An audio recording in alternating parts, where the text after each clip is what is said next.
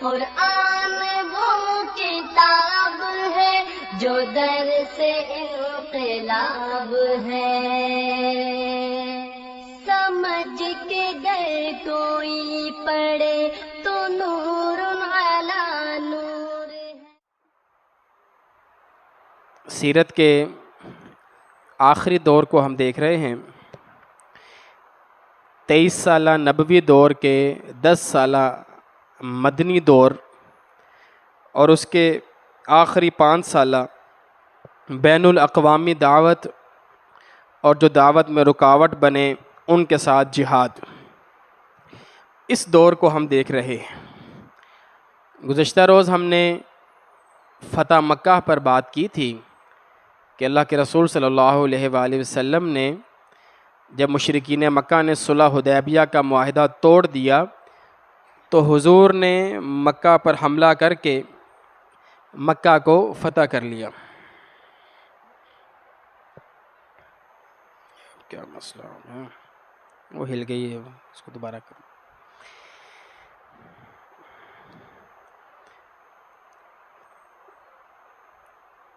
مکہ فتح ہو گیا، اس کے بعد غزوہ حنین کو ہم نے دیکھا۔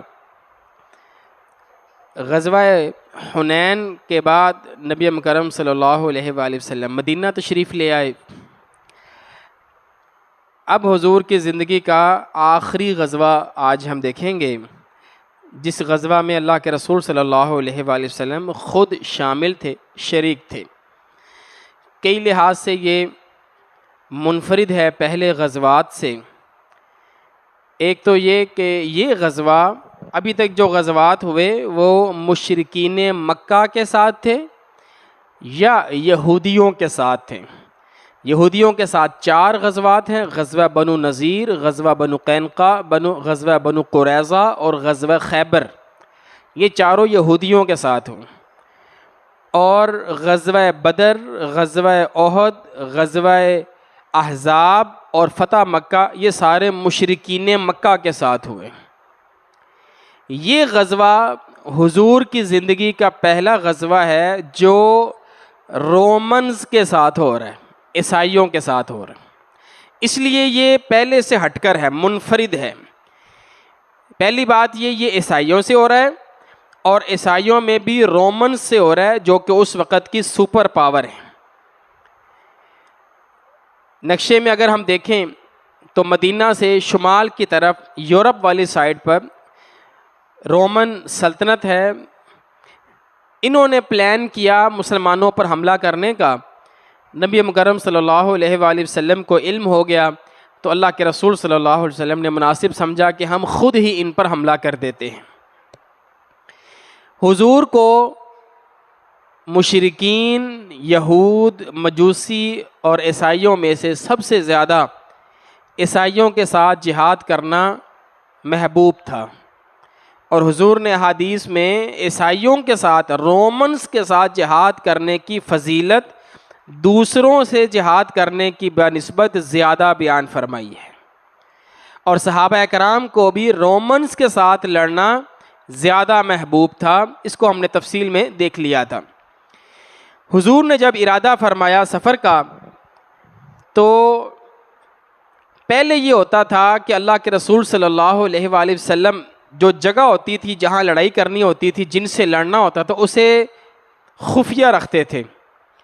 اور فتح مکہ میں تو ہم نے دیکھا کہ بالکل حضور نے منع فرما دیا کہ کسی طرح بھی مکہ میں خبر نہیں پہنچنی چاہیے۔ لیکن غزوہ تبوک میں حضور نے واضح طور پر صحابہ کرام کو بتا دیا کہ ہم تبوک جا رہے ہیں، رومنز سے لڑنے کے لیے جا رہے ہیں۔ یہ بھی اس کی انفرادیت ہے۔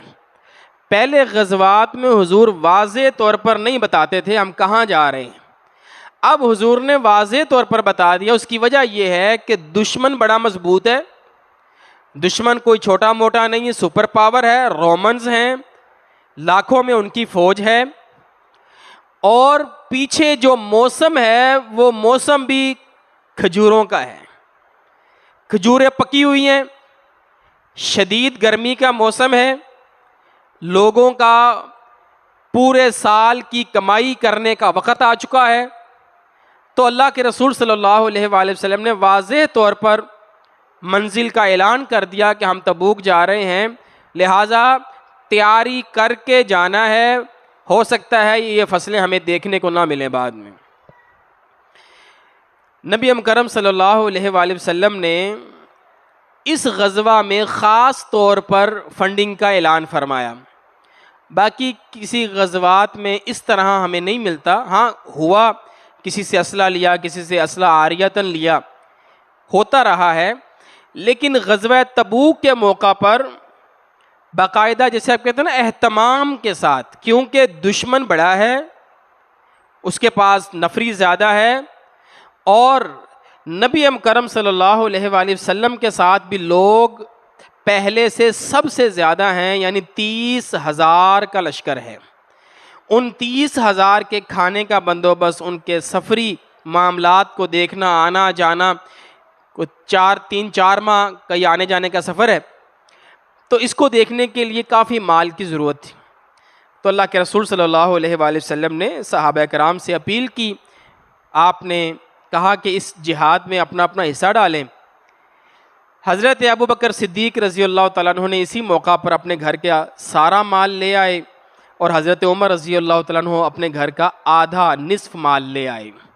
حضرت عمر نے یہ نیت کی تھی کہ آج میں ابو بکر سے بڑھ جاؤں گا، اس سے آگے نکل جاؤں گا، اور جب وہ سامان لے کر آئے تو سامان حقیقتاً ابو بکر سے زیادہ تھا عمر کا۔ سامان اپنی حیثیت سے حضرت عمر کے پاس سامان زیادہ تھا، لیکن حضور نے پوچھا عمر تم کتنا سامان لائے؟ کہا میں گھر کا آدھا سامان لایا۔ حضرت ابو بکر سے پوچھا تو کہا میں سارا ہی لے آیا۔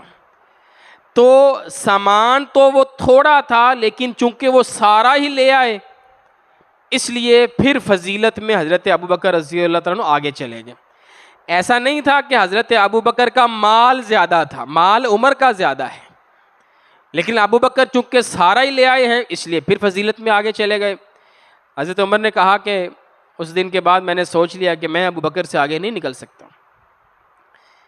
حضرت عثمان رضی اللہ تعالیٰ عنہ نے اس موقع پر بہت زیادہ پیارے پیغمبر کو فنڈ دیا۔ اس میں 1,000 اونٹ تھے جو حضرت عثمان نے دیے، 100 گھوڑے تھے، 200 اوقیہ چاندی جس کا وزن 30 کلو بنتا ہے، 30 کلو چاندی، اسی طرح 1,000 دینار، 1,000 دینار سونے کے سکے۔ سونے کا اگر حساب لگائیں تو یہ 5.5 کلو سونا تھا۔ موجودہ دور میں اس کی مالیت کے مطابق اگر دیکھیں تو تقریباً یہ 20 کروڑ روپے بنتے ہیں، 20 کروڑ روپے۔ چاندی 30 کلو ہے تو یہ اوسطاً 1 کروڑ 70 لاکھ کے قریب بنتی ہے۔ اونٹ 1,000 ہیں، اگر 4 لاکھ کا بھی ایک اونٹ لگائیں تو 40 کروڑ روپے بنتے ہیں، 5 کا لگائیں تو 50 کروڑ روپے بنتے ہیں۔ ایک گھوڑا 10 لاکھ روپے کا اچھا گھوڑا جو جنگ میں استعمال ہونے والا، تقریباً 10 کروڑ روپے کے یہ گھوڑے بنتے ہیں۔ یہ کروڑوں کی مالیت ایک نشست میں ایک ہی موقع پر حضرت عثمان نے اللہ کے رسول کو دے دی۔ یہ کوئی زیادہ وقت نہیں لگا ان کو، ایک ہی نشست میں انہوں نے سب کچھ دیا۔ نبی مکرم صلی اللہ علیہ وآلہ وسلم بڑے خوش ہوئے، اور آپ نے فرمایا کہ آج کے بعد عثمان جو مرضی عمل کر لے، عثمان کو وہ عمل نقصان نہیں پہنچائے گا، عثمان پکا جنتی ہے۔ یہاں پر بھی وہ دلیل ہے جو ہم نے کل بات کی تھی، بدری صحابی جو مرضی بعد میں کر لے وہ جنتی ہے۔ حضرت عثمان جو مرضی بعد میں کر لیں وہ جنتی ہیں۔ کیوں؟ کیونکہ ان کی نیکیاں اتنی وزنی ہیں کہ گناہ ان کا مقابلہ نہیں کر سکتے، ان کی نیکیاں اتنی وزنی ہیں۔ تو اس موقع پر حضرت عثمان رضی اللہ تعالیٰ عنہ کی یہ سخاوت ہے۔ اور جب یہ سفر پر نکلے، 1,000 اونٹ ہیں، 30,000 لوگ تھے، تو 18 لوگوں کو ایک اونٹ حصے میں آیا۔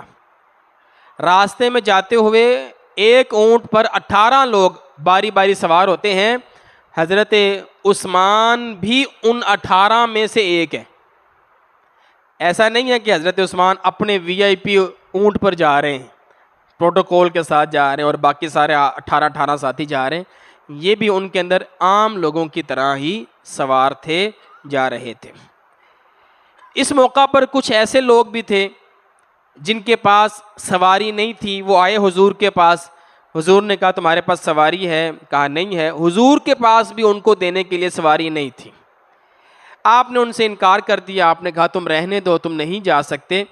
تو جب وہ لوٹ رہے تھے تو ان کی آنکھوں میں آنسو تھے، وہ رو رہے تھے کہ ہم کیوں اس جہاد میں نہیں جا سکے۔ ان کو تاریخ میں البکاؤن یا البکائین کے نام سے یاد کیا گیا۔ اسی طرح ایک صحابی تھے حضرت علبہ بن زید رضی اللہ تعالیٰ عنہ، یہ رات کو بیٹھ گئے، تہجد کے وقت انہوں نے ہاتھ اٹھا لیے اور اللہ سے دعا کرنے لگے اور کہنے لگے اللہ میرے پاس اس جہاد میں دینے کے لیے کچھ نہیں ہے، مال نہیں ہے اللہ میرے پاس، ایک چیز ہے، وہ یہ ہے کہ اگر کسی شخص نے میری کوئی بے عزتی کی ہے، میری کوئی حق تلفی کی ہے، اللہ میں اس کو معاف کرتا ہوں، یہ معافی تو میرے سے اس غزوے میں بطور صدقے کے قبول کر لیں۔ میرے اوپر کسی نے بھی ظلم کیا اللہ میں نے اس کو معاف کر دیا، میں آج یہ معافی ہی پہ تیرے سامنے پیش کر دیتا ہوں۔ اللہ کے رسول صلی اللہ علیہ وآلہ وسلم نے اس کو بتایا کہ اللہ تعالیٰ نے تیرا دیا ہوا صدقہ قبول کر لیا ہے۔ پھر ایک صحابی ہیں ابو عقیل، ساری رات ایک یہودی کے باغ میں کام کیا، محنت کی، مزدوری کی، تھوڑی سی کھجوریں ملیں آدھا کلو اور لا کر اللہ کے رسول صلی اللہ علیہ وآلہ وسلم کو پکڑا دیں کہ حضور زیادہ تو نہیں کر سکتا تھا، یہ آدھا کلو کھجوریں آپ میری رکھ لیں۔ اللہ کے رسول نے خوشی سے اس کو قبول کیا اور پورے مال کے اوپر اس کو بکھیر دیا۔ منافقین کو موقع ملا، کہنے لگے اس کی آدھا کلو کھجور سے کون سا کوئی فرق پڑ جائے گا۔ دوسری طرف حضرت عبد الرحمن بن عوف رضی اللہ تعالیٰ عنہ کثیر مال لے کر آئے، منافق کہنے لگے یہ عبد الرحمن جو ہے نا یہ دکھاوے کے لیے دیتا ہے، یہ تو اپنی نمود و نمائش کے لیے دیتا ہے۔ تو منافقین نے یہاں پر مسلمانوں کو دینے والوں کو بھی نہیں چھوڑتے تھے اور جو بیچارے کم دے سکتے تھے ان کو بھی نہیں چھوڑتے تھے، تو وہ بھی اپنے تانوں کا نشانہ مسلمانوں کو بناتے رہے۔ غزوہ تبوک واحد وہ لڑائی ہے جس میں اللہ کے رسول نے حکم دیا کہ سب نے جانا ہے، کوئی مرد بالغ جنگجو پیچھے نہیں رہ سکتا، الا کہ اس کا کوئی عذر ہو، کوئی بیماری ہو، کوئی معذوری ہو، پھر وہ رہ سکتا ہے، وگرنہ نہیں۔ اس لیے 30,000 کا لشکر ہو گیا، ارد گرد کے جو قبائل تھے وہ بھی شامل ہو گئے، مدینہ کے لوگ بھی تھے، عرب کے قبائل بھی تھے۔ اب چونکہ سب پر لازم تھا تو مدینہ میں واضح طور پر مشرکین جو ہیں وہ سامنے آ گئے کہ جنہوں نے جانے سے عذر پیش کیے اور معذرتیں کرتے رہے، بہانے لگاتے رہے، ہم نہیں جائیں گے، ہمارے گھر پیچھے کھلے ہیں، ہمارے گھروں کو کوئی سنبھالنے والا نہیں ہے۔ تو اس طرح اس غزوہ میں منافقین جو ہیں وہ واضح ہو گئے، جو تھوڑے بہت رہتے تھے چھپے ہوئے تھے وہ بھی واضح ہو گئے۔ 30,000 کا لشکر لے کر اللہ کے رسول صلی اللہ علیہ وآلہ وسلم نکلتے ہیں۔ 18 آدمی ایک اونٹ پر ان کو حصہ آتا ہے۔ جب آپ تبوک میں پہنچتے ہیں نا، رومنز کو پتہ لگا مدینہ سے قافلہ آ چکا ہے، 30,000 لوگ ہیں اور محمد کریم صلی اللہ علیہ وآلہ وسلم خود بھی شامل ہیں، تو ان کی ہمت ہی نہیں پڑی کہ وہ لڑنے کے لیے آئیں۔ تو غزوہ تبوک ان غزوات میں شامل ہے جس میں لڑائی نہیں ہوئی، آپ 20 دن تک وہاں پر آپ ٹھہرے رہے، آپ نے پڑاؤ ڈالا، یہ اس وقت کی نشانی تھی، علامت تھی جیت کی۔ جو جیتے گا وہ ٹھہرے گا، جو ہارے گا وہ ٹھہرے گا نہیں، وہ بھاگ جائے گا۔ اللہ کے رسول 20 دن تک وہاں پر ٹھہرے رہے، اسی لیے کہ آپ جیت گئے ہیں۔ اور کافروں پر اللہ کے رسول کا رعب ہوا، حضور فرمایا کرتے تھے میرا رعب جو ہے وہ 2 مہینے کی مسافت تک کافر کے دل میں اللہ نے ڈال دیا ہے، تو وہ ڈر گئے اور وہ آپ سے لڑنے کے لیے نہیں آئے۔ حضور نے وہ 20 دن کیا کیا، کیسے گزارے؟ ایسا نہیں کہ آپ وہاں پر بیٹھے رہے، حضور نے پھر ایک کام کیا کہ وہاں ارد گرد جو چھوٹی چھوٹی بستیاں تھیں، قبیلے تھے، آپ نے ان کی طرف صحابہ کرام کو بھیجا اور ان کو فتح کیا۔ گویا یہ جو اوپر کی شمال کی یہ ساری پٹی جو آپ کو نظر آ رہی ہے، یہاں جتنے قبیلے تھے ان کے ساتھ آپ نے معاہدے کر لیے، آپ نے ان کے ساتھ صلح کر لی، اور اس پورے علاقے کو حضور نے سیو کر لیا۔ مدینہ یہاں سے سیو ہو گیا ہے اور آپ یہاں سے سفر آسانی سے کر سکتے ہیں۔ تو یہ 20 دن تک نبی مکرم صلی اللہ علیہ وآلہ وسلم وہاں پر مختلف قبائل کے ساتھ معاہدات اور صلح وغیرہ کرتے رہے ہیں۔ تو یہ حضور کی بہت بڑی کامیابی تھی کہ شمال کا سارا علاقہ جو ہے عرب کا، شمال عرب، وہ سارا اس غزوے کی وجہ سے کور ہو گیا آپ کا۔ حضور وہاں سے واپس آتے ہیں، 20 دن آپ نے وہاں سٹے کیا، آپ واپس آئے۔ راستے میں ایک بڑا عجیب واقعہ پیش آتا ہے۔ 18 منافقین جو لڑائی میں سفر میں گئے ہوئے تھے ساتھ، انہوں نے پلان کیا اللہ کے رسول صلی اللہ علیہ وآلہ وسلم کو قتل کرنے کا۔ انہوں نے اپنے منہ لپیٹ لیے۔ نبی مکرم صلی اللہ علیہ وآلہ وسلم نے ایک موقع پر فرمایا کہ میں ادھر سے جا رہا ہوں اس راستے سے، تم لوگ دوسرے راستے سے جاؤ۔ تو صحابہ دوسرے راستے سے ہو گئے۔ اللہ کے رسول، آپ کے ساتھ 2 صحابہ، حضرت عمار ہیں، حضرت حذیفہ ہیں، یہ 3 لوگ الگ راستے سے جا رہے ہیں۔ منافقین کو موقع مل گیا، کہا اب حضور اکیلے ہوں گے تو ہم ان پر حملہ کرتے ہیں۔ 18 منافق چہرے لپیٹ کر حضور پر حملہ کرنے کے لیے آتے ہیں اور آپ کی جو اونٹنی ہے اس کو گھاٹی سے نیچے گرانے کی کوشش کرتے ہیں۔ رات کا اندھیرا ہے۔ حضرت عمار اور حضرت حذیفہ ان دونوں نے مل کر ان کا مقابلہ کیا، ان کو دور کیا حضور سے، ان کو وہاں سے بھگا دیا۔ حضور نے پوچھا تم نے دیکھا ان کو؟ تو صحابی فرمانے لگے ہم ان کو نہیں دیکھ سکے، ان کے منہ لپٹے ہوئے تھے۔ تو حضور نے حضرت حذیفہ بن یمان رضی اللہ تعالیٰ عنہ کو ان لوگوں کے نام بتائے کہ یہ کون کون لوگ تھے، لیکن ان سے کہا کہ تم نے اس کو راز رکھنا ہے، اس کو عیاں نہیں کرنا، بتانا نہیں ہے۔ اگر ہم ان سے کوئی بدلہ لیں گے تو لوگ یہ کہیں گے کہ محمد پہلے دوسروں سے لڑتے تھے، اب اپنوں سے ہی لڑنے لگ گئے ہیں اور اپنے ہی بندے مارنے لگ گئے ہیں، لوگوں کو تو نہیں پتا کہ یہ منافق ہے۔ تو بہرحال حضرت حذیفہ بن یمان رضی اللہ تعالیٰ عنہ کو حضور نے ان کے نام بتائے۔ یہی وجہ ہے کہ حضرت حذیفہ جب بھی کسی منافق کا جنازہ ہوتا نا تو حضرت عمر رضی اللہ تعالیٰ عنہ اس منافق کے جنازے پر دیکھتے کہ حضرت حذیفہ آئے ہیں کہ نہیں آئے ہیں۔ میرے لفظوں پر غور کیجئے گا، جب بھی کسی منافق کا جنازہ ہوتا تو حضرت عمر حذیفہ کو دیکھتے کہ حذیفہ آئے کہ نہیں آئے، کیونکہ حضرت حذیفہ ان 18 کے جنازے پر نہیں آتے تھے، ان 18 کے جنازے پر نہیں آتے تھے، باقی عام لوگوں کے جنازے پر وہ آتے تھے۔ یہ جنازہ جس میں حضرت عمر کو شبہ ہوتا تھا کہ یہ منافق ہے یا نہیں ہے، وہ کوئی صحابی نہیں تھے، وہ صحابی نہیں ہوتے تھے۔ بعض لوگ اس واقعے کو ایسے بیان کرتے ہیں کہ کسی بھی صحابی کا جنازہ ہوتا مدینہ میں تو حضرت عمر حذیفہ کو تلاش کرتے کہ حذیفہ ہیں کہ نہیں ہیں، کہ جیسے حضرت عمر کو شبہ ہوتا کہ یہ صحابی کہیں منافق نہ ہو۔ نعوذ باللہ، یہ معاملہ نہیں تھا۔ جو صحابی ہے وہ صحابی ہے، وہ حضرت عمر کو بھی پتا ہے کون ہے۔ حضرت عمر دیکھتے تھے ان منافقین کو یا وہ جو عام مسلمان اس معاشرے میں رہتے تھے ان کا جنازہ، ان میں حذیفہ آئے ہیں کہ نہیں آئے ہیں۔ تو ہم یہ نہیں کہہ سکتے یا نہیں، نہ ہمیں کہنا چاہیے کہ صحابہ میں منافق تھے، بلکہ ہم یہ کہتے ہیں مدینہ میں منافق تھے۔ مدینہ میں صحابہ بھی تھے، منافق بھی تھے، یہودی بھی تھے، مشرک بھی تھے۔ صحابہ میں منافق نہیں تھے، صحابہ تھے۔ یہ کیسے ہو سکتا ہے کہ ایک صحابی بھی ہو منافق بھی ہو؟ منافق 2 طرح کے تھے، یا مشرک منافق تھا یا یہودی منافق تھا۔ بات کو سمجھیے گا، مسلمان منافق نہیں ہوتا، یا یہودی منافق ہوتا ہے یا مشرک منافق تھا. بات سمجھ آ رہی ہے آپ کو؟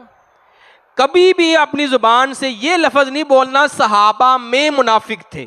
یہ تو جرم ہے, یہ تو صحابہ کرام کے بارے میں بدگمانی ہے, یہ تو ان کے اوپر بہت بڑا الزام ہے, تہمت ہے.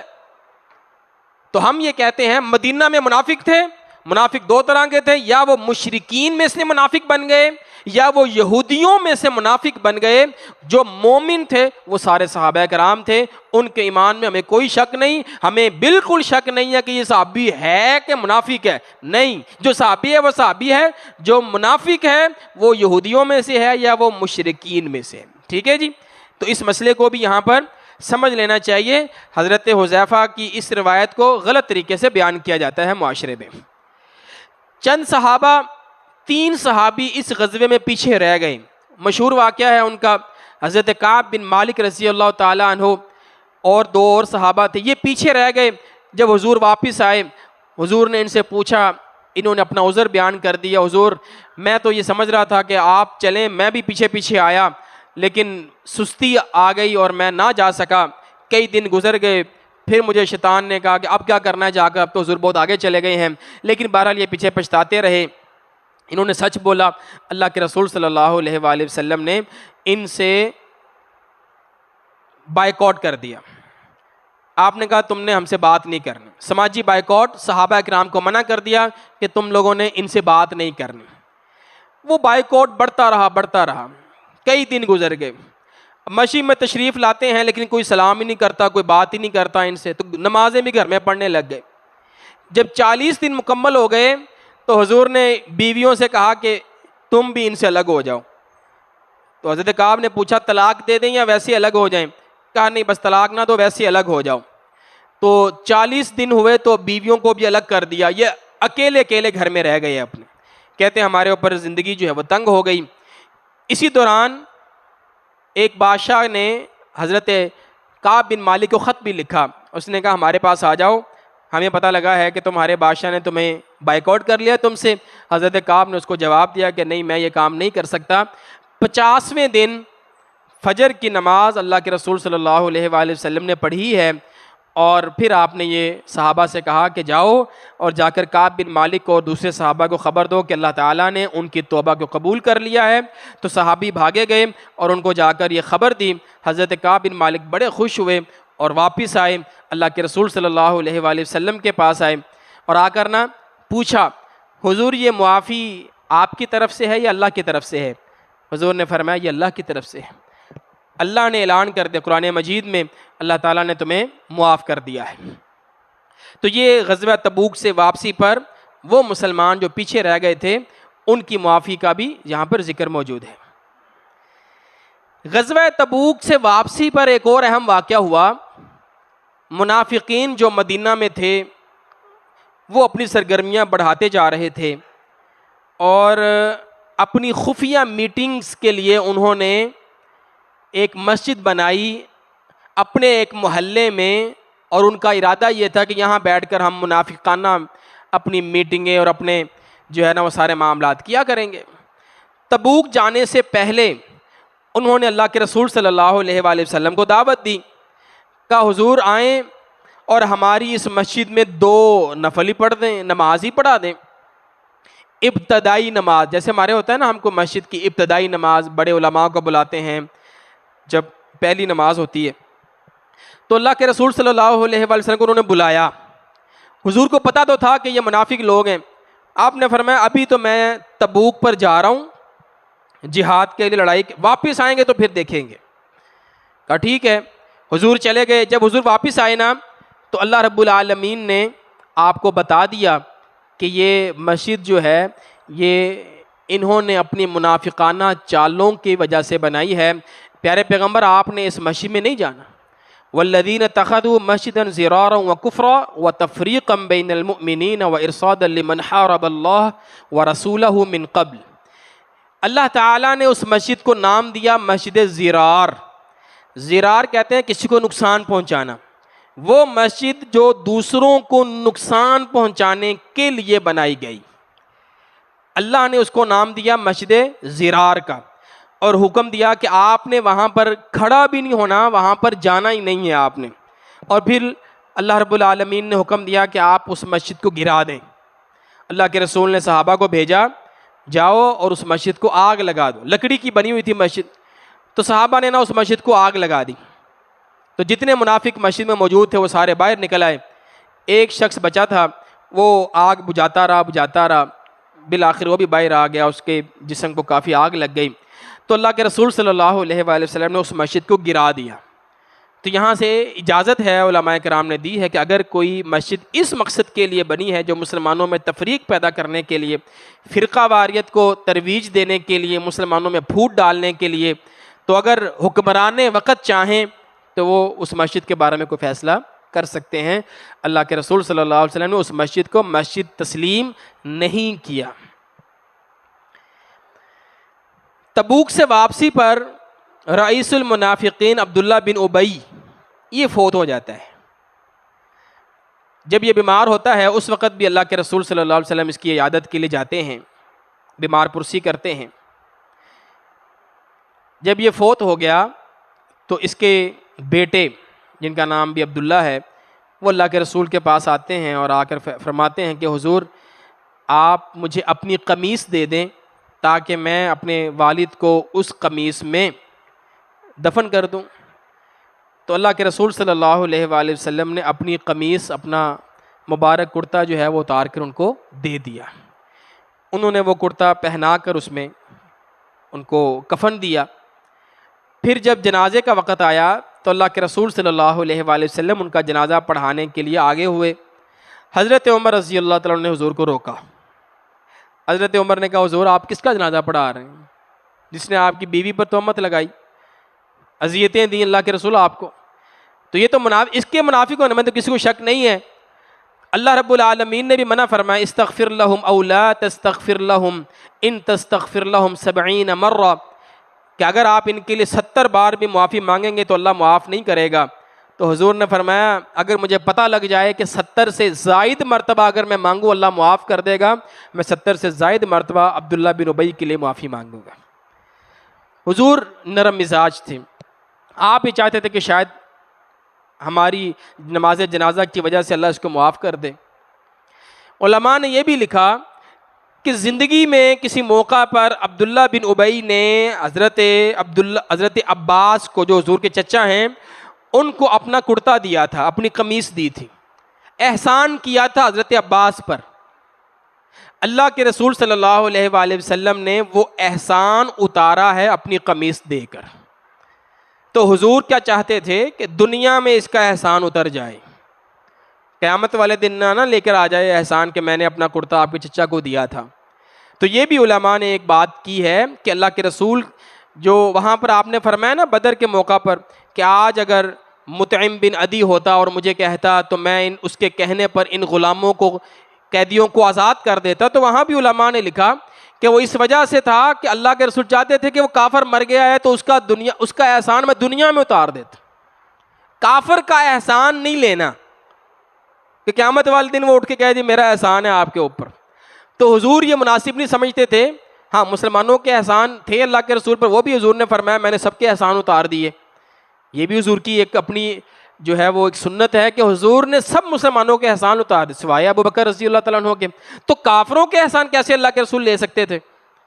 تو حضور چاہتے تھے کہ ان کے احسان اتار دیے جائیں۔ جنازہ پڑھا دیا اللہ کے رسول نے، تدفین ہو گئی۔ اللہ رب العالمین نے پھر منع فرمایا وَلَا تُصَلِّ عَلَىٰ أَحَدٍ مِّنْهُمْ مَاتَ أَبَدًا وَلَا تَقُمْ عَلَىٰ قَبْرِهِ۔ حضور آج تو پڑھا دیا آپ نے جنازہ، ٹھیک ہے، آئندہ سے ایسے کسی شخص کا جنازہ آپ نے نہیں پڑھانا، منع فرما دیا۔ اور کسی مشرک کا جنازہ اور کسی منافق کا جو واضح معلوم ہو کہ وہ منافق ہے اس کا جنازہ آپ نے نہیں پڑھانا۔ اس کے بعد 9 ہجری، یہ 9واں سال ہی تھا غزوہ تبوک کا بھی، 9واں سال ہی ہے، حج فرض ہوا اور پہلا حج مسلمانوں نے کیا۔ اس حج میں نبی مکرم صلی اللہ علیہ وآلہ وسلم خود شامل نہیں ہوئے، بلکہ امیر حج بنایا آپ نے حضرت ابوبکر صدیق رضی اللہ تعالیٰ عنہ کو۔ حضرت ابوبکر صدیق کی قیادت میں 3000 مسلمانوں نے یہ حج کیا ہے. پہلا حج ہے جو فرض ہوا وہ حضرت ابوبکر رضی اللہ عنہ نے کروایا مسلمانوں. اگلا حج دوسرے سال 10 ہجری میں نبی مکرم صلی اللہ علیہ وآلہ وسلم نے حج کیا. ٹھیک ہے. پہلا حج اللہ کے رسول نے کیوں نہیں کیا؟ اس کی 2 وجوہات ہیں، دونوں آگے آئیں گی، پھر آپ کو سمجھ آ جائے گی کیوں حضور نہیں گئے. حضرت ابوبکر صدیق رضی اللہ تعالیٰ عنہ کو جب اللہ کے رسول نے بھیج دیا تو پیچھے سے حضرت علی کو بھی بھیجا اور ایک پیغام دے کر بھیجا کہ علی جاؤ اور وہاں جا کر نا حج کے میدان میں مشرکین مکہ کے سامنے، جو ابھی لوگ مشرک ہیں ان کے سامنے اس چیز کا اعلان کر دو. سورہ توبہ کی پہلی آیات براءۃ من اللہ ورسولہ. اب ہوا یہ کہ جس سال حضرت ابوبکر رضی اللہ تعالیٰ عنہ حج کرنے کے لیے گئے ہیں اس سال مشرکین عرب بھی حج کرنے کے لیے آئے ہوئے ہیں. صرف مسلمان ہی نہیں ہیں، عرب کے دیگر لوگ جو ابھی مشرک ہیں وہ بھی حج کرنے کے لیے آئے ہوئے ہیں. حضرت ابوبکر بھی 3000 مسلمانوں کے ساتھ حج کرنے کے لیے گئے ہوئے ہیں. تو اللہ رب العالمین نے حکم دیا کہ اعلان کر دو مشرکین کا یہ آخری حج ہے، آج کے بعد دوبارہ کبھی مشرکین بیت اللہ کا طواف اور حج نہیں کر پائیں گے. کنٹرول مسلمانوں کے پاس ہے. 8 ہجری کو کنٹرول آ گیا تھا، 9 ہجری کو اعلان کر دیا گیا. 10 ہجری کو جب اللہ کے رسول حج کرنے کے لیے گئے ہیں مکہ میں کوئی مشرک نہیں ہے حج کرنے کے لیے. اب آپ کو وجہ سمجھ آئے گی کیوں اللہ کے رسول پہلے سال نہیں گئے، دوسرے سال کیوں گئے. اللہ تعالیٰ اس وقت پیارے پیغمبر کو حج کروانا چاہتے تھے جب حج پر کوئی مشرک نہ ہو. بیت اللہ بتوں سے صاف ہو چکا ہے، وہ فتح مکہ پر ہو چکا. اب بیت اللہ کو مشرکوں سے صاف کرنا ہے. شرک سے صاف ہو چکا ہے، اب مشرکوں سے صاف کرنا ہے. جب مشرکوں سے صاف پاکیزہ ہو جائے گا تب نبی مکرم صلی اللہ علیہ وآلہ وسلم حج کرنے کے لیے آئیں گے. تو ایک وجہ یہ ہے. یہ اعلان کرنے کے لیے حضرت علی رضی اللہ تعالیٰ عنہ کو اللہ کے رسول نے بھیجا. حضرت علی راستے میں حضرت ابوبکر رضی اللہ تعالیٰ عنہ کو ملے. حضرت ابوبکر نے پوچھا اے علی آپ امیر بن کر آئے ہیں یا مأمور بن کر آئے ہیں؟ کہا میں مأمور ہوں، امیر آپ ہیں، اعلان میں کروں گا. امیر آپ ہیں حج کے، اعلان میں کروں گا، اللہ کے رسول نے مجھے بھیجا ہے. کہا ٹھیک ہے اعلان تم کر دینا. بعض علماء نے لکھا کہ عرب کی روایت تھی کہ جو حکمران ہوتا تھا یا جو اعلان کرنے والا ہوتا تھا اس کی طرف سے کوئی رشتہ دار ہی ہونا چاہیے، پھر ہی لوگ اس کا اعلان قبول کرتے تھے. تو سیدنا علی جو ہیں وہ حضور کے رشتہ دار ہیں، اہل بیت میں سے ہیں. تو یہ سمجھ لیں کہ مجبوری تھی حضرت علی کی زبان سے اعلان کروانا تاکہ لوگ سمجھیں کہ یہ حضور کے اہل بیت میں سے ہیں. حضرت علی رضی اللہ تعالیٰ نے وہاں پر اعلان کیا حج کے موقع پر، غالباً عرفات کے میدان میں. وہ جو اعلان تھا نا اس میں 4 بڑی باتیں تھیں. پہلی چیز لا يدخل الجنت الا مؤمن، جنت میں صرف مومن داخل ہوگا، کافر جنت میں داخل نہیں ہوگا. دوسری بات لا يحج بعد العام مشرک، آج کے بعد مشرک کبھی حج نہیں کر پائیں گے. پہلے انہوں نے روکا تھا اللہ کے رسول کو عمرہ کرنے سے، طواف کرنے سے، حج کرنے سے، آج اللہ کے رسول نے روک دیا ان کو. اور تیسرا حضور نے فرمایا آج کے بعد حضرت علی کا اعلان ہے کہ کوئی بھی شخص جو ہے وہ بیت اللہ کا طواف برہنہ ہو کے نہیں کرے گا. یہ پہلے ہوتا تھا، لوگ جو ہے وہ کچھ لوگ برہنہ طواف کیا کرتے تھے، اس بدعت کو ختم کیا گیا. اور چوتھا اعلان یہ تھا کہ جن لوگوں کے ساتھ معاہدہ ہے اگر تو اس کی مدت طے ہے، وہ معاہدہ 1 سال کا ہے، 2 سال کا ہے، 5 ماہ کا ہے، تو وہ معاہدہ ان 5 ماہ تک ہے جب تک مدت طے ہے، اس کے بعد وہ معاہدہ ختم ہو جائے گا. دوبارہ دیکھیں گے معاہدہ کرنا ہے کہ نہیں کرنا. اور جن لوگوں کے ساتھ معاہدہ ہے لیکن وقت متعین نہیں ہے ان کے پاس 4 ماہ ہیں. 4 ماہ کی مہلت ہے، یہاں سے نکل جاؤ، مکہ سے نکل جاؤ. تم اب مکہ میں نہیں رہ سکتے. خانہ کعبہ کو مشرکوں سے صاف کرنا ہے، شرک سے اور مشرکوں سے صاف کرنا ہے. 4 مہینے کی مہلت دے کر ان کو نکال دیا گیا. مکہ جو ہے وہ مشرکوں اور شرک اور مشرکوں سے صاف ہو گیا. اب اگلے سال اللہ کے رسول صلی اللہ علیہ وسلم حج فرمائیں گے. یہ دیکھیے رسول اللہ صلی اللہ علیہ وآلہ وسلم نے ایک مکمل طور پر پاکیزہ اور مواحد معاشرے میں حجۃ الوداع ادا فرمایا. مواحد معاشرے میں جب حضور حج کے لیے گئے ہیں تو کوئی مشرک نہیں تھا وہاں پر. اچھا، کیا حضور نے مکہ میں رہتے ہوئے حج کیا؟ تب تو مشرک تھے، تب تو شرک بھی تھا وہاں پر. تو علماء نے لکھا ہے کہ اس وقت کا جو حج چلتا تھا اس طریقے سے اللہ کے رسول نے پہلے حج کیے ہوئے ہیں. 1 یا 2 حج کی علماء کرام نے لکھا ہے اپنی تحقیق سے کہ حضور نے مکی دور میں بھی حج کیا تھا، لیکن مدنی دور میں آپ نے یہی ایک حج کیا ہے جو فرض حج ہے. دوسری وجہ، پہلی وجہ کیا ہے کہ بیت اللہ کو مشرکوں سے صاف کرنا ہے، پھر اللہ کے رسول حج پر جائیں گے. دوسری وجہ، جس سال حضرت ابوبکر صدیق رضی اللہ تعالی عنہ حج کرنے کے لیے حضور نے ان کو بھیجا، اس سال اللہ کے رسول صلی اللہ علیہ وآلہ وسلم کے پاس مدینہ میں بہت سارے وفود آ رہے تھے اسلام قبول کرنے کے لیے. بہت سارے وفود آ رہے تھے. میں آگے بتاؤں گا، بعض علماء نے 70 کہا، بعض نے 80 کہا، بعض نے 100، بعض نے 110 بھی کہا، 110 وفود بھی کہا. وہ وفود اللہ کے رسول کے پاس آ رہے تھے، روز ہی کوئی نہ کوئی وفد آ رہا ہے. ایک سال میں 365 دن ہوتے ہیں، 100 وفود آ گئے ہیں آپ کے پاس، تو 3 دن میں ایک وفد آ رہا ہے. تو حضور کے پاس وفود آ رہے ہیں، حضور ان کا استقبال کرتے ہیں، ان سے بات چیت کرتے ہیں. تو اس وجہ سے بھی اللہ کے رسول صلی اللہ علیہ وآلہ وسلم حج کرنے کے لیے نہیں گئے کہ یہ سال عام الوفود کا سال ہے. اسے کہا جاتا ہے عام الوفود، وہ سال جس سال میں بہت سارے وفود حضور سے ملنے کے لیے آئے. یہ 9واں سال ہے، اسی سال میں حج ہوا ہے، اسی سال میں غزوہ تبوک ہوئی ہے. تبوک سے واپس آ کر عرب والوں نے یہ جان لیا کہ اب مدینہ پورے عرب پر کنٹرول اس کا ہو چکا ہے. اوپر سے شمال سے بھی یہ محفوظ ہے، مکہ انہوں نے فتح کر لیا، طائف انہوں نے فتح کر لیا، خیبر انہوں نے فتح کر لیا. اب پورا عرب جو ہے وہ پیارے پیغمبر کے ماتحت ہے. اب وہ قبائل جو بھی مسلمان نہیں ہوئے مجبوراً ان کو مسلمان ہونا پڑا. اس کی میں آگے آپ کو ایک حدیث بھی بیان کرتا ہوں. تو اس سال کے حوالے سے قرآن مجید میں ذکر ہے اذا جاء نصر اللہ والفتح ورأیت الناس يدخلون فی دین اللہ افواجا، کہ جب اللہ کی مدد اور اللہ کی فتح آ جائے گی تو آپ دیکھیں گے لوگوں کو کہ وہ جوق در جوق دین میں داخل ہو رہے ہیں. تو یہ اسی سال کے بارے میں کہا گیا کہ وفود کی صورت میں لوگ جو ہے وہ مسلمان ہو رہے ہیں اور پورے عرب سے مختلف جگہوں سے لوگ آ رہے ہیں.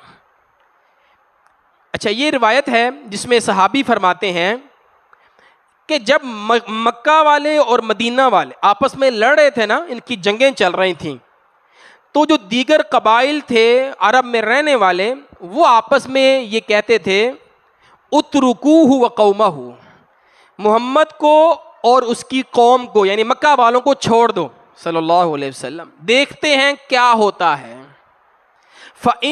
فَإِنَّهُ إِن ظَهَرَ عَلَيْهِمْ فَهُوَ نَبِيٌّ صَادِقٌ، اگر تو محمد صلی اللہ علیہ وسلم مکہ والوں پر غالب آ گئے تو پھر ہم واقعی مان لیں گے کہ وہ سچے نبی ہیں. اگر غالب آ گئے تو پھر ہم مان لیں گے وہ سچے نبی ہیں. اب ہوا یہ کہ وہ انتظار کر رہے تھے کہ دیکھتے ہیں کون جیتتا ہے. جیسے ہمارے ہاں ایک محاورہ ہے، دیکھتے ہیں اونٹ کس کروٹ بیٹھتا ہے، دیکھتے ہیں جیتے گا کون. جب پیارے پیغمبر نے فتح مکہ کر لیا اور ادھر سے غزوہ تبوک جیت لیا، غزوہ تبوک آپ رومنز کے ساتھ لڑائی کر کے واپس آئے، تو بس پھر پورے عرب کو جو ہے وہ اس چیز کا پتہ لگ گیا کہ بھائی اللہ کے رسول جیت چکے ہیں اور یہ واقعی میں حقیقی نبی ہیں. تو لوگ آ کر اللہ کے رسول کے پاس اسلام قبول کرنے لگ گئے. اچھا، وہ وفود کافی سارے وفود ہیں، ان کے بارے میں تفصیل میں جانا اس کا ہمارے پاس وقت نہیں ہے. 90 یا 100 وفود تھے.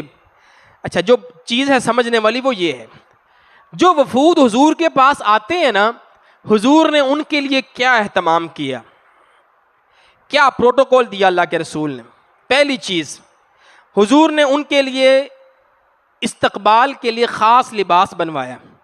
صحابہ نے آپ سے کہا حضور وفود آتے ہیں مختلف قسم کے لوگ آتے ہیں، ہمہ قسم کے لوگ، غیر مسلم بھی ہیں، عیسائی بھی ہیں ان کے اندر، مشرک بھی ہیں، مسلمان بھی ہیں. تو آپ نا ایک اچھا سا خوبصورت سا لباس بنوا لیں جو بالخصوص ان کے استقبال کے لیے ہو. حضور نے ان کا مشورہ قبول فرمایا اور اللہ کے رسول صلی اللہ علیہ وسلم نے خاص لباس جو آپ صرف وفود کی آمد پر ہی اس کو زیب تن کیا کرتے تھے. ٹھیک ہے، تو کسی خاص مقصد کے لیے اچھا لباس، خاص لباس پہنا جا سکتا ہے. عمومی زندگی میں حضور سادہ رہا کرتے تھے، سادہ لباس پہنتے تھے. اسی طرح حضور نے نا ان لوگوں کے ٹھہرنے کے لیے، اب وہ 10 لوگ آئیں، 20 لوگ آئیں، 50 لوگ آئیں، 100 لوگ آئیں وفد میں، تو ایسے ہی ہے، زیادہ اور کم لوگ، اب وہ کہاں ٹھہریں گے؟ تو کچھ لوگوں کو تو حضور مسجد نبوی میں بھی ٹھہرا لیتے تھے، لیکن ایک نا حضور نے خاص طور پر ایک صحابیہ تھیں سیدہ رملہ بنت حارث، یہ عورت ہے، خاتون ہے، ان کا ایک گھر تھا بڑا سارا جس کو حویلی کہا جاتا ہے. ان کے گھر کو اللہ کے رسول نے وفود کی رہائش اور ان کی ضیافت کے لیے منتخب کیا دار الضیافہ، مہمانوں کے لیے، جس کو ہم دار الضیافہ کہتے ہیں. جو بھی وفود، زیادہ تر وفود ان کے گھر میں ٹھہرتے تھے، یہ ان کے کھانے کا بندوبست بھی کیا کرتے تھے، ان کے رہنے کا بندوبست بھی کیا کرتے تھے. کچھ وفود مسجد میں بھی رہا کرتے تھے. تو یہ ایک خاتون کا گھر تھا جس کو اللہ کے رسول نے دار الضیافہ بنایا. میں نے یہاں پر آپ کو بتایا تھا حضرت بلال رضی اللہ تعالیٰ عنہ جس گھر کی چھت پر چڑھ کر اذان پڑھا کرتے تھے وہ گھر بھی کسی خاتون کا تھا، ایک صحابیہ کا گھر تھا. ہمارے یہاں ویسے بیان کرتے تھے جب مسجد کی چھت پر چڑھ کر حضرت بلال اذان پڑھتے تھے، مسجد کی چھت کھڑے ہونے کے قابل ہی نہیں تھی اللہ کے رسول کے زمانے میں. وہ تو پتے ڈال کر مسجد بنی، پانی ٹپکتا تھا نیچے بارش کا. وہ تو مسجد جو ہے وہ اس کی تو چھت تھی نہیں کہ وہاں پہ کھڑا ہوا جا سکے. تو مسجد کے ساتھ ایک گھر تھا، جس گھر، وہ جو پکا گھر تھا اس کی چھت پر چڑھ کر حضرت بلال اذان پڑھا کرتے تھے، اور وہ گھر ایک خاتون کا تھا. یہ دار الضیافہ بھی ایک خاتون کا تھا. اور اس وقت تو یہ دار الضیافہ ہے، اس سے پہلے اللہ کے رسول صلی اللہ علیہ وآلہ وسلم قیدیوں کو ان کے گھر میں بند کیا کرتے تھے. قیدی آ گئے ہیں، کہاں رکھنے ہیں؟ ایک تو طریقہ ہے مسجد میں رکھنے کا، مسجد میں بھی حضور قیدی بند کیا کرتے تھے. اور ایک تھا کہ سیدہ رملہ بنت حارث کے گھر میں اللہ کے رسول قیدیوں کو باندھ دیا کرتے تھے ان کی حویلی میں. تو یہ ان کی حویلی جو ہے وہ مختلف مقاصد کے لیے استعمال ہوتی تھی دین اسلام کے لیے. تو خواتین جو ہے وہ اس طرح سے بھی اپنا حصہ دین اسلام کے لیے ڈال سکتی ہیں، دے سکتی ہیں. نبی کرم صلی اللہ علیہ وآلہ وسلم جب کسی وفد سے ملتے ہیں نا، وہ بڑے پیارے مکالمے ہیں، اگر آپ کو کبھی موقع ملے، پڑھنے سے تعلق رکھتا ہے. حضور نے ان سے بڑی پیاری گفتگو فرماتے تھے، تبادلہ خیال ہوتا تھا، کہاں سے آئے ہو، کس قبیلے سے تعلق ہے تمہارے ہاں، کون کون سی چیزیں ہیں، کیا کیا رسوم و رواج ہیں. حضور ان کی تہذیب کے بارے میں سوال کیا کرتے تھے، وہ بڑے اہم سوال ہیں. پھر آپ اپنے علم کے مطابق ان کو کئی باتیں بتایا کرتے تھے، تمہارا قبیلہ، تمہارے قبیلے کا فلاں فرد ایسا ہے.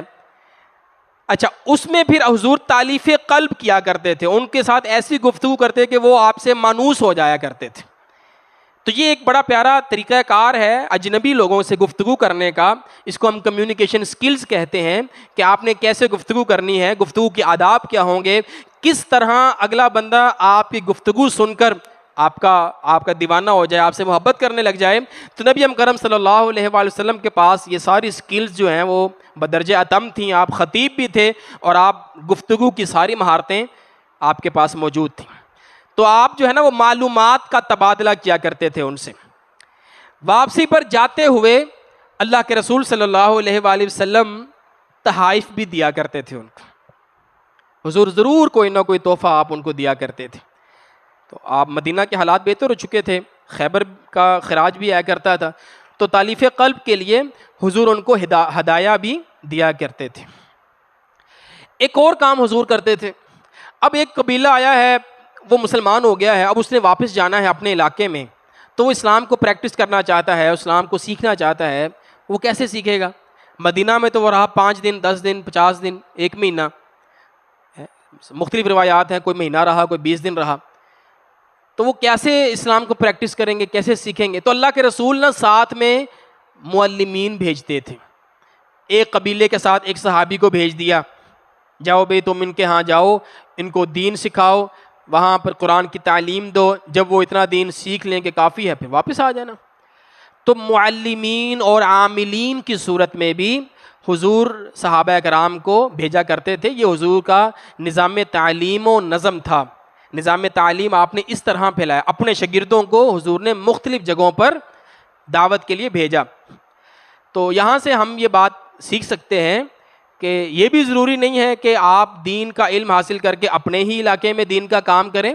اگر کسی ایسی جگہ پر ضرورت ہے جہاں پر کوئی دین سکھانے والا نہیں ہے تو وہاں پر جا کر بھی دین کا کام کیا جا سکتا ہے، جیسے صحابہ کرام کو اللہ کے رسول نے بھیجا۔ صحابہ کرام گئے، کچھ واپس بھی آ جایا کرتے تھے، کچھ وہیں پر رہنے لگ جاتے تھے اسی قوم کے اندر ہی۔ اسی موقع پر حضور نے حضرت علی رضی اللہ تعالیٰ عنہ کو، حضرت معاذ کو یمن بھیجا تھا، یمن بھیجا تھا۔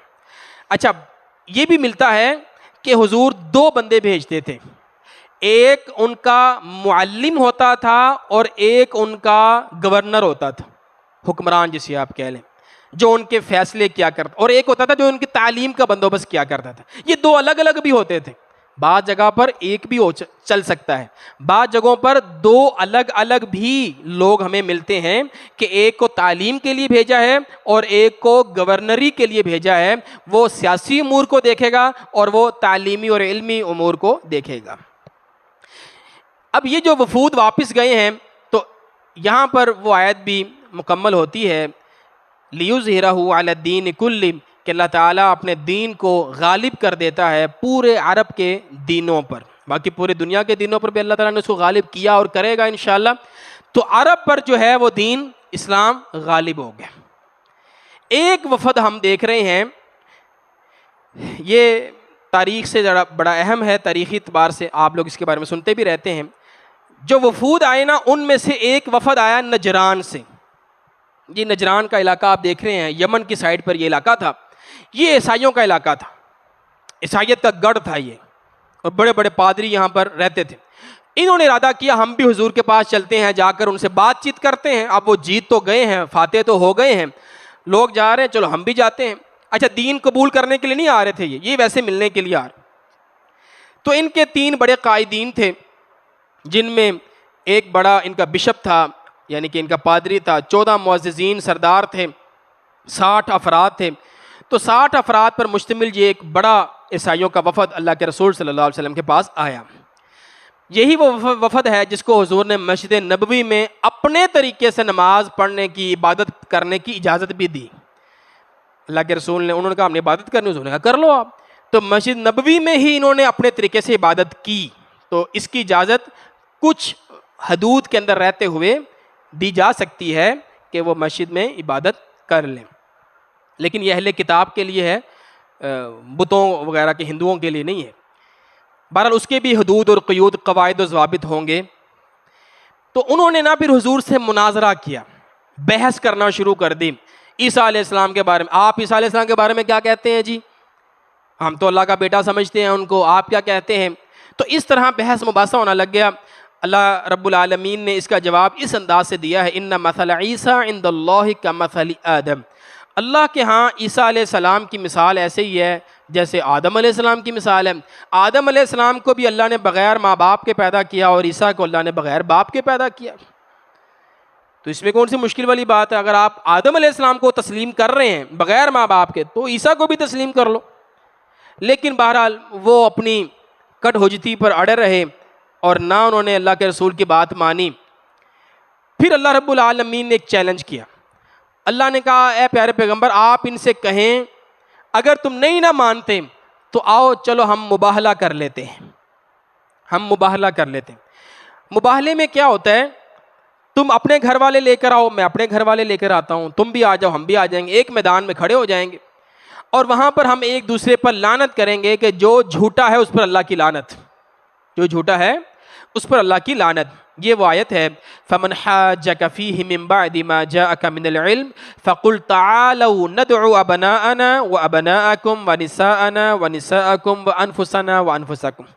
آ جاؤ اپنے بچوں کو لے آؤ، میں بھی اپنے بچوں کو لے آتا ہوں، اپنی عورتوں کو لے آؤ، میں بھی اپنی عورتوں کو لے آتا ہوں، اپنی جانوں کو لے آؤ، خود آ جاؤ، میں بھی آ جاتا ہوں، ثم نبتہل، پھر ہم مباہلہ کرتے ہیں، فنجعل لعنت اللہ علی الکاذبین، اور ہم جھوٹوں پر لعنت بھیجتے ہیں، تم جھوٹے ہو تم پر لعنت، اگر ہم جھوٹے تو ہم پر اللہ کی لعنت ہو جائے، آ جاؤ میدان میں آ جاؤ۔ انہوں نے کہا جی ٹھیک ہے، ہم مباہلہ کرنے کے لیے تیار۔ یہاں سے پتہ لگتا ہے وہ مسلمان ہونے کے لیے نہیں آئے تھے، وہ تو بحث کرنے کے لیے آئے تھے۔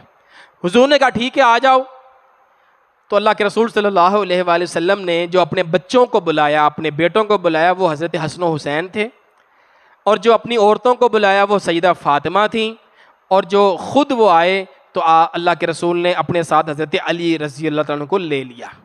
تو یہ 5 لوگ، جن کو ہم کچھ لوگ 5 تن پاک کہتے ہیں، تو یہ 5 لوگ نبی مکرم صلی اللہ علیہ وآلہ وسلم، حضرت علی، سیدہ فاطمہ، حضرت حسن اور حسین، ان 5 لوگوں کو یعنی ان چاروں کو اللہ کے رسول نے لیا اور مباہلے کے لیے آپ آ گئے۔ جب حضور مباہلے کے لیے آئے، انہوں نے حضور کو دیکھا تو ان کے جو پادری تھے نا، وہ کہنے لگے لا تفعل فواللہ لئن کان نبیا فلا عنا لا نفلح نحن ولا عاقبنا من بعدنا۔ کہا یہ بڑے منور چہرے ہیں، یہ خوبصورت چہرے ہیں، ان کو دیکھ کر محسوس ہو رہا ہے کہ اگر انہوں نے ہم پر لعنت کر دی تو نہ ہم نے بچنا ہے نہ ہماری نسلوں نے بچنا ہے، ہم ان سے مباہلہ نہیں کر سکتے۔ تو بس حضور کا چہرہ دیکھ کر ہی، آپ کے حسنین کریمین کا چہرہ دیکھ کر ہی ان پر ایسا روب طاری ہوا کہ انہوں نے مباہلہ کرنے سے انکار کر دیا۔ جیسے رومنز لڑنے کے لیے نہیں آئے، انہوں نے بھی مباہلے سے انکار کر دیا۔ نبی مکرم صلی اللہ علیہ وآلہ وسلم کو یہاں پر اللہ تعالیٰ نے فتح نصیب فرمائی۔ اچھا یہ لوگ بھی، اب ان سے کیا طے ہوا؟ انہوں نے کہا جی مسلمان تو ہم نے نہیں ہونا۔ تو حضور نے کہا بھی دوسرا طریقہ یہ ہے کہ اگر تم چاہتے ہو کہ عرب میں رہو، عرب کے خطے میں رہو، تو پھر جزیہ دینا پڑے گا، ایسے تو نہیں ہم تمہیں رہنے دیں گے، ہم تمہیں نکال دیں گے عرب سے باہر، جزیہ دو ہمیں۔ جیسے میں نے آپ کو شروع میں بتایا تھا، جہاد فرض ہوا 4 طریقوں سے۔ پہلا اذن جہاد، اجازت ملی، پھر جہاد کا حکم ہوا، پھر بالخصوص مشرکین کے لیے حکم ہوا، پھر اہل کتاب کے لیے حکم ہوا کہ ان سے جزیہ لیں، جزیہ۔ حضور نے کہا تم جزیہ دو گے تو رہ سکتے ہو۔ انہوں نے کہا جی ٹھیک ہے ہم جزیہ دیں گے۔ جب جزیے کی بات ہو گئی کہ 1 سال میں تم ہر فرد کا اتنا جزیہ دو گے، انہوں نے کہا جی ٹھیک ہے، آپ نا ایک شخص ہمارے ساتھ بھیجیں جو امین ہو، آپ کے ہاں جو امین شخص ہو، امانت دار ہو، اسے آپ ہمارے پاس بھیجیں تو ہم اس کو اپنا جزیہ دے دیں گے۔ تو اللہ کے رسول صلی اللہ علیہ وآلہ وسلم نے فرمایا کل تمہارے ساتھ اپنا ایک امین شخص بھیجوں گا جو امانت کا پورا حق ادا کرنے والا ہوگا۔ صحابہ فرماتے ہیں کہ اس رات میں ہم پھر سوچتے رہے کہ وہ کون سا امین ہوگا جس کو پیارے پیغمبر امین کہہ رہے ہیں، امین، وہ کون سا خوش نصیب ہوگا؟ سارے سوچتے رہے۔ اگلے دن اللہ کے رسول صلی اللہ علیہ وآلہ وسلم نے فرمایا قم یا ابا عبیدہ بن الجراح، اٹھو ابو عبیدہ بن جراح، تم جاؤ ان کے ساتھ۔ اور آپ نے فرمایا ھذا امین ھذہ الامہ، میری امت کا سب سے زیادہ امین شخص ابو عبیدہ بن جراح ہے، یہ تمہارے ساتھ جائے گا۔ تو حضرت ابو عبیدہ کو اس موقع پر یہ لقب ملا امین ھذہ الامہ، اور یہ بہت بڑا لقب ہے، پیارے پیغمبر کی زبان سے ان کو یہ لقب ملا۔ کل وفود جو ہیں وہ 110، یہ طالب ہاشمی ہیں، ان کی تحقیق ہے، یہ فرماتے ہیں، کہتے ہیں کہ 110 وفود جو ہیں وہ آئے۔ تو یہاں تک ہمارا جو 9واں سال ہے 9 ہجری کا، اس میں 3 بڑے بڑے کام ہوئے، غزوہ تبوک ہوا، حج ہوا پہلا، اور اسی طرح اسی سال میں وفود مدینہ میں آئے مسلمان ہونے کے لیے۔ آج کا ہمارا نقطہ تعلیم یہ ایک بڑی اہم چیز ہے، میرے لیے بھی نہیں تھی، آپ لوگوں کے لیے بھی نہیں ہے۔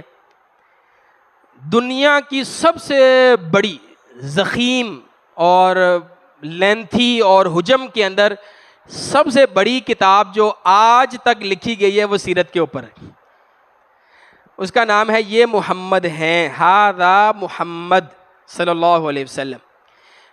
یہ دبئی میں لکھی گئی یہ کتاب، جرمنی سے یہ چھپی، آگے میں تفصیل آپ کو بتاتا ہوں، اس کی لینتھ وغیرہ میں سارا آپ کو بتاتا ہوں۔ تو انہوں نے یہ سوچا کہ ہم ایک ایسی کتاب لکھیں جو حجم میں سب سے بڑی ہو، آج تک اتنی بڑی کوئی کتاب نہ لکھی گئی ہو۔ تو انہوں نے سیرت پر ایک کتاب لکھی، ھذا محمد کے نام سے۔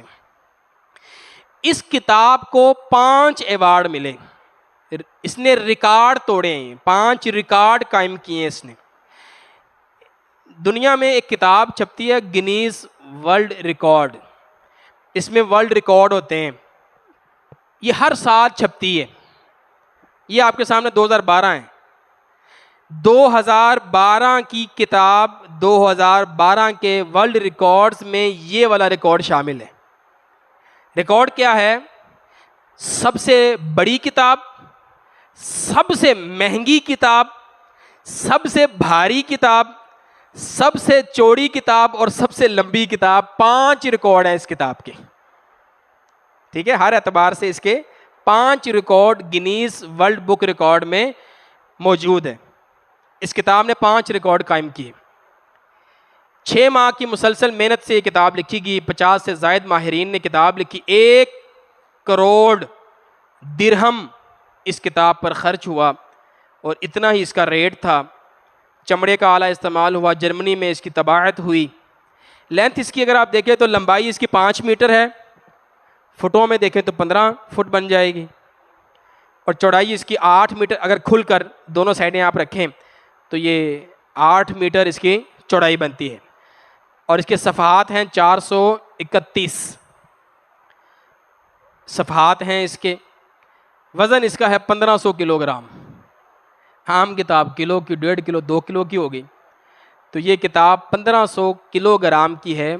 تو اس اعتبار سے اس کتاب نے ورلڈ ریکارڈ لگایا ہے، اور ہم اس کو یہاں اس لیے بیان کر رہے ہیں کہ یہ سیرت کی کتاب ہے، ہمارا سیشن چونکہ سیرت کا ہے، نقطہ تعلیم ہے، تو آج اس کے بعد ابھی تک اس کا ریکارڈ نہیں ٹوٹا، آج تک دنیا میں سب سے بڑی کتاب سیرت کے موضوع پر موجود ہے، لینتھ کے اعتبار سے، اپنی چوڑائی اور لمبائی کے اعتبار سے۔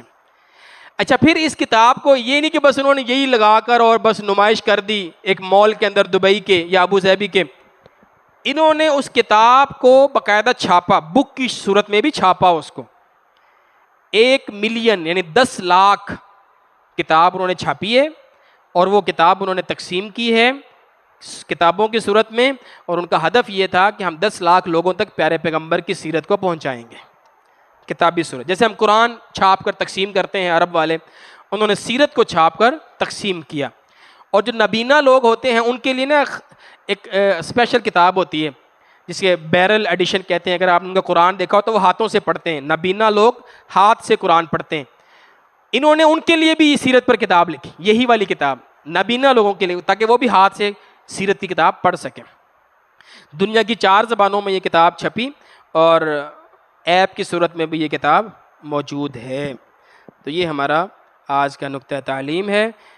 کل انشاءاللہ پرسوں، کل ہمارا انشاءاللہ وقفہ ہوگا، ناغہ ہوگا، پرسوں انشاءاللہ ہم پیارے پیغمبر کا حج پڑھیں گے، اور حج سے واپسی پر حضور کا جو دنیا کے آخری مراحل ہیں اس کو انشاءاللہ دیکھیں گے۔ جمعے والے دن ہماری اختتامی تقریب ہوگی، ہم کوشش کریں گے جو ہم نے پڑھا ہے اس کو